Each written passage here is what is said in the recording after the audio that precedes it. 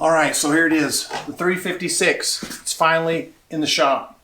Back from Porsche Palooza, back from the trip from Minnesota to pick it up. It's fresh off the trailer. Finally get a chance to see what I'm up against. The car is very original, but obviously there's some flaws. The paint's missing here, got a big dent right here. Had a big dent right there. Lots of ugly spots on the paint. But I'm going to keep the car as original as possible. It's only original once. I'm not doing a $100,000 restoration and doing everything on the car. I'm going to drive the car as is with its interior and most of its original paint. But the salted roads in New York in the winters really did a number on the chassis. So that's where the biggest problem lies with this car. Now on this project, I'm partnering with Restoration Design, and they've already shipped the chassis repair pieces I need. Let me show you some things about this car that I've learned since I've gotten it into the garage here. Okay, from the outside, this car is not too bad. I haven't even cleaned it yet. All the original dust is still there. It's very dirty. Haven't really done anything besides install this license plate, you know, to make it legal like. The top is kind of dirty, obviously moldy. You can't see through the rear convertible top. The snaps are in place for the tonneau cover. We'll see if we can find one of those. Antenna's broken off. Gas flap. Hood's been painted. Another interesting bit is this mirror on the side here. This is a period correct Talbot. It was not original, but I do see that these were an option. This car I know did not have this from the factory because I have a picture of it just after it was new, and the car did not have this Talbot mirror. So this was added on by someone. Also, this dent was added on by someone. Look how nice these doors close.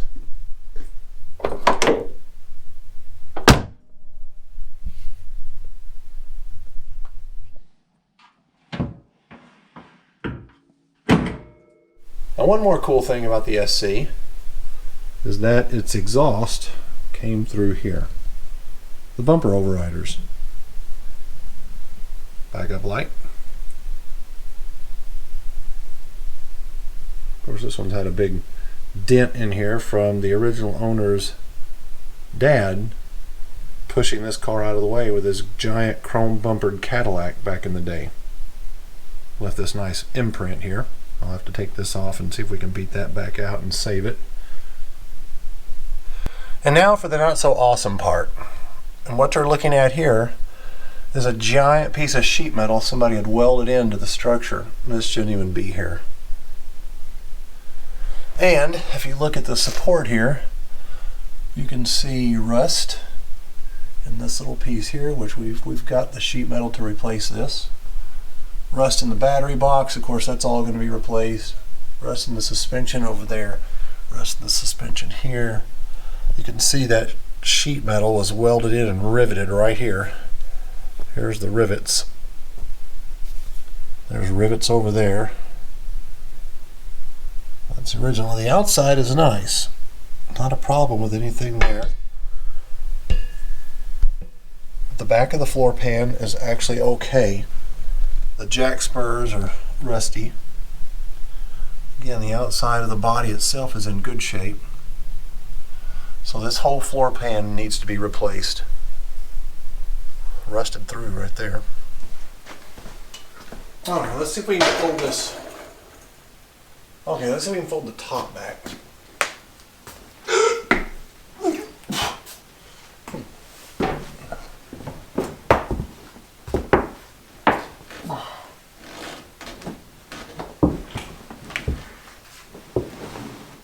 Alright, that's probably good enough. That's about as good as it's going to go for now.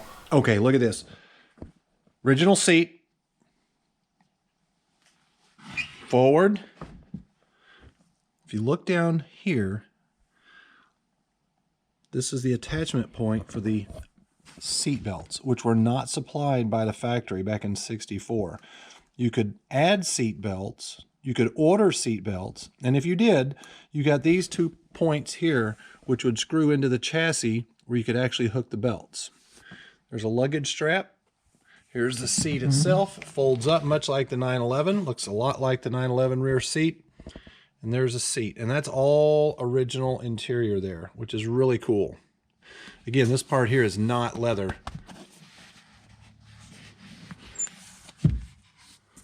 Actually, it feels like leather. No, that's not leather. That's vinyl.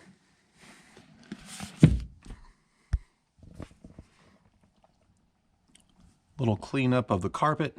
And this will be super cool. The top is actually in good shape, at least the top mechanism. There's no rust. It still has its factory paint. The latches are okay. Still has the number there on the top. That's cool. Another interesting thing that worried me a little when I initially looked at this is the car was originally black. Notice the inside of the windshield frame is red. That was to match the interior. See how it matches the interior here? So they literally stopped painting it on the outside here, which was black, and the inside got this maroon red interior to match the dash and the seats and the carpet. Still have all the original tags on the inside. This is actually a nice shape here. It's got some oxidation going on here with a sill plate that can be taken care of. Man, look at those nice door latches are nice. This is all really nice shape, all of this stuff. It's got some oxidation also on the chrome there, probably buff that out. I'm going to take the seats out. I'm going to save all of this, save all the rubber pieces. All of this is going to stay as is. Look under here, you see that lever.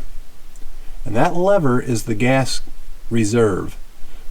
So you do have a reserve on this unit, just like a motorcycle. Actually, just like the 58 Volkswagen truck as well. Cool to see all the original paint under here and all the original bits.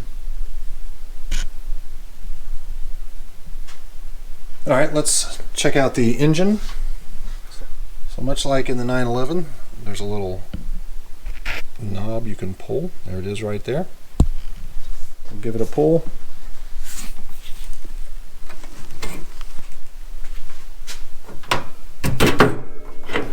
Now the same thing with the deck lid. It's got a little latch in there that automatically holds it open. This is a little bit lighter and not as easy to bend, so these weren't usually tweaked.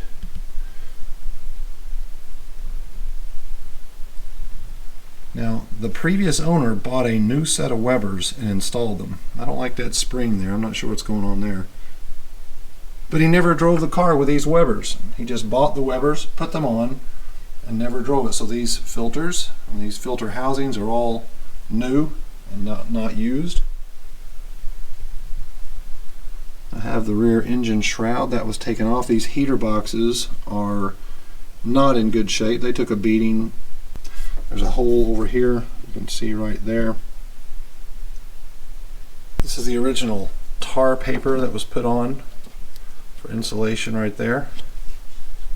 The original engine pad right there. Voltage regulator, the coil, all this stuff looks original. Those fuel pumps. So I'm not sure, since this one may have quit, may have to rebuild it. I also just traded some 911 parts for some new heat exchangers for this car, brand new old stock.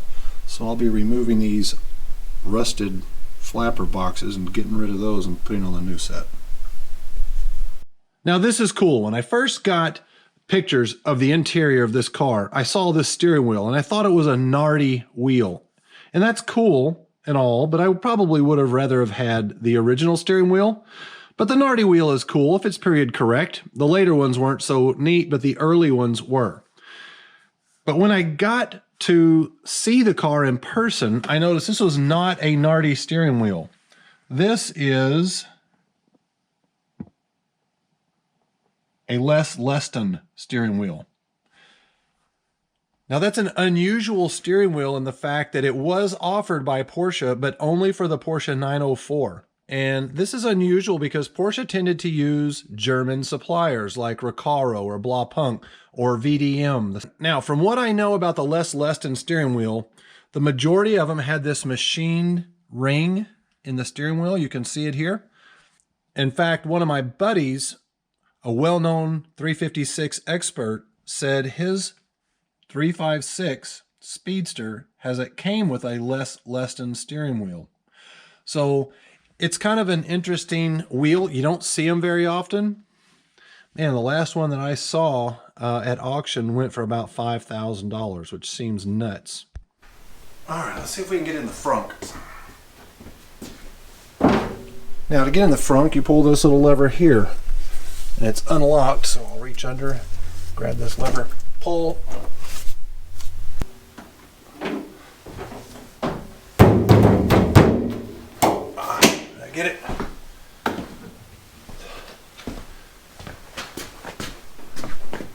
Oh yeah. Now what happens is when these get raised, there's a little mechanism in here that grabs the hinges as it clicks over a little, and that holds the hood up. But inevitably, people come up and grab the hood, raise it up, and sometimes that little pawl, sometimes that little catch doesn't let go, and people yank the hood down, and thus bending this little lightweight hood, which is what has happened to this one. It's happened to almost all of them. Alright, so we'll lower it down, let's pick it up. There we go. Alright, let's check out the frunk. There's a lot of original here, but there's also some pieces that have been repaired. Look how clean the front of this thing is. It's never been in a wreck, which is cool. It's never been smashed in the front. The original gas tank. Now, the guy I bought it from told me he had wired in this 6-volt fuel pump and had it plumbed into a temporary gas container that rode up here, and he pumped it to the back so he could drive the car, and he drove it partially around the block and the gas spilled and he got scared of it and didn't do that again. And that was the only time he ever drove the car in the history of his ownership. Looks like we've got a stuck bolt here, and instead of removing the fastener, they bent this up and got to the, looks like they got to something in there. The steering mechanism is in there, and not sure what they were doing in there. Original fuse block and the original fuse block cover. Look at this.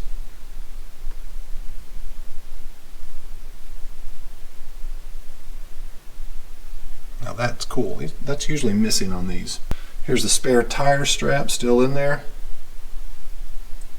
Fresh air vent someone's taken loose. You can see where the hood is kinked, or someone tried to close it with the little catch mechanism still locking it up.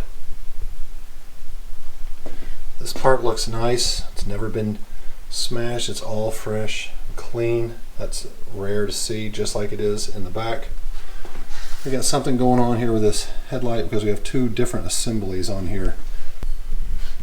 If you look at this assembly, you see 2 screw holes here, 1 and 2, and then the one that holds it on. But you look over here, you got 1 here and 1 here, and then this part that holds it on. These are both early because they have these raised letters. It says Hella right here. I can feel the script. That changed later. This one over here does not have any part numbers, so this has been replaced. And it's still a raised script, so it's still from back in the day, but it's a different unit. That's probably a Volkswagen piece. And this one has its actual part number, you can see right here. Oil temperature, fuel tank, alternator light, brake light, tachometer, speedometer, clock. I got a cigarette lighter there. I may take up smoking.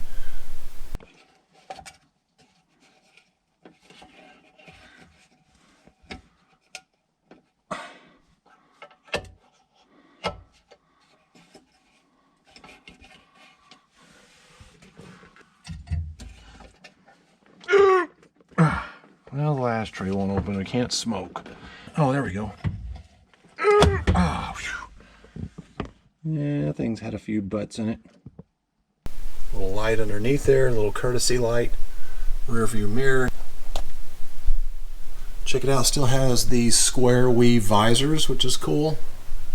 Original mirrors there. That's the original material. That stuff's hard to find. You don't see that very often anymore. Oh yeah.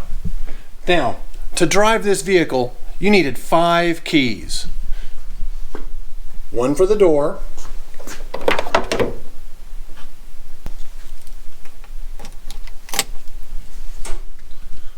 Of course, 1 for the ignition. Another key to unlock the frunk. A key to unlock the shifter. Check that out. You could lock it so people couldn't steal the car. After all, it is a Cabriolet.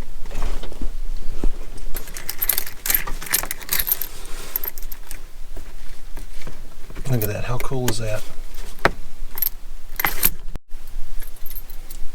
Another key to fit the glove compartment. Check that out. What do we have in here? Wiper from 1974. Wiper case from 1974.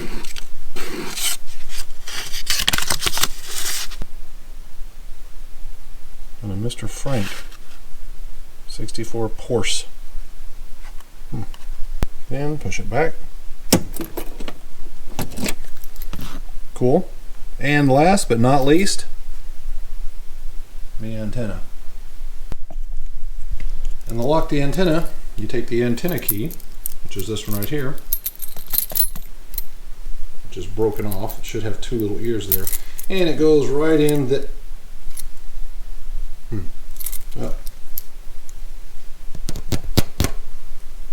That one has been broken.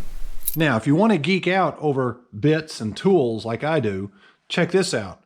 This is the toolkit that came with the car. Now, unfortunately, some of these tools are missing, which is to be expected after all, but the contents are all shown right here in the owner's manual. Combination pliers, 1 spare wheel nut, 4 open-end wrenches, puller for hubcap, Phillips head screwdriver. So I have some of those things in here, but I'm missing some. But I do have some from the 911 toolkit, and the prices of these toolkits has gotten stupid. You can spend 10 grand on a toolkit for a 356. It's nuts. That's as much as the car should be. Anyway, lucky to get the original tool bag and most of the tools. Super cool owner's manual. These are some personalized tags that were on the car at some point.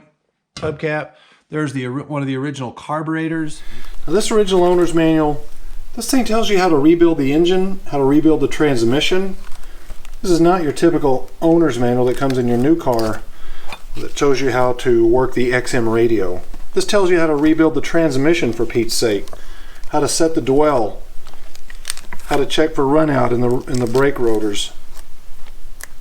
To drive these cars, you had to know what you were doing. There's a guy setting the valves in the engine. That's impressive. Owner's handbook and service manual. Cool. All this stuff came with. And now for these.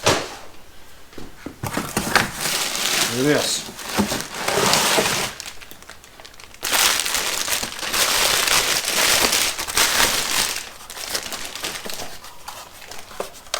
This is the factory radio that came with the car.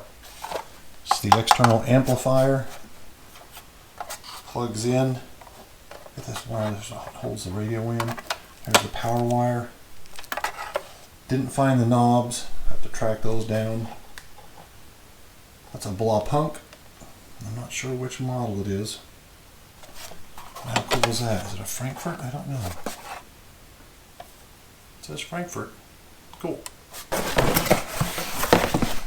A few more things here. A few more books it came with. 356 A, B, C.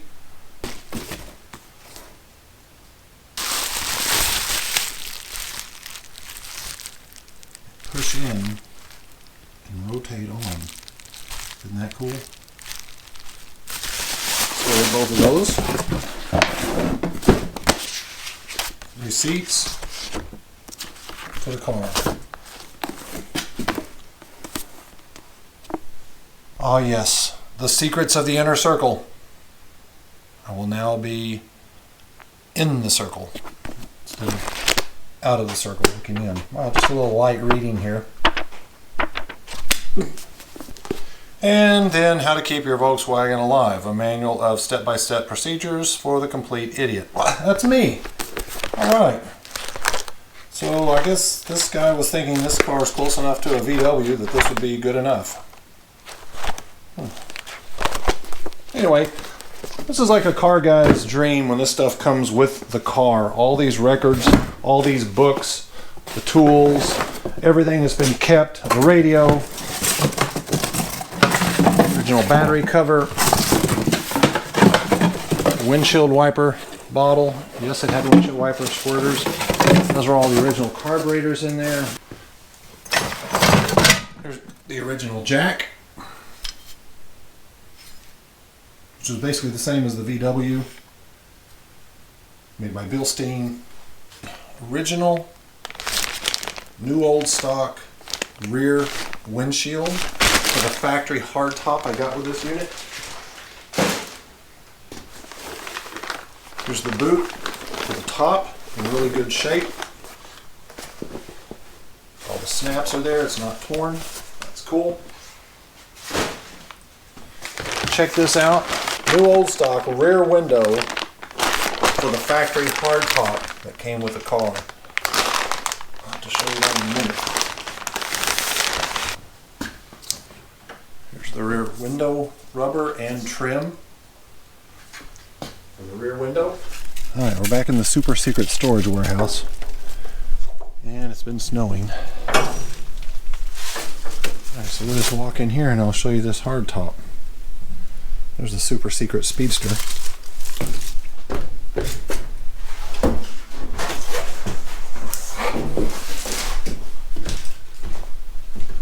All right.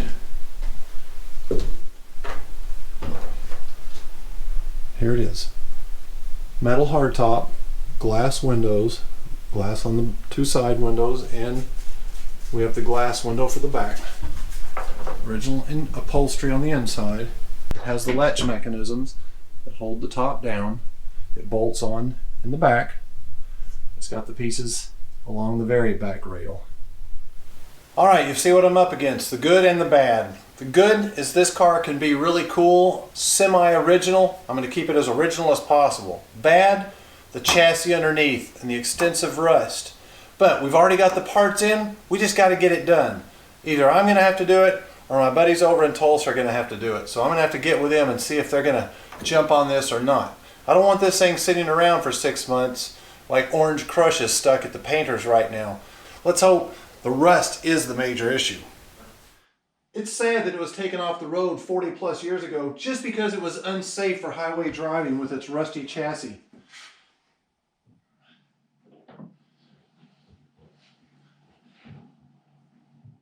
You know, you could subscribe, like, comment.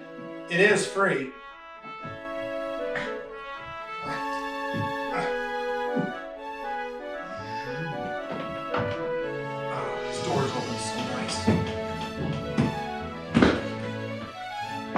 Look at that.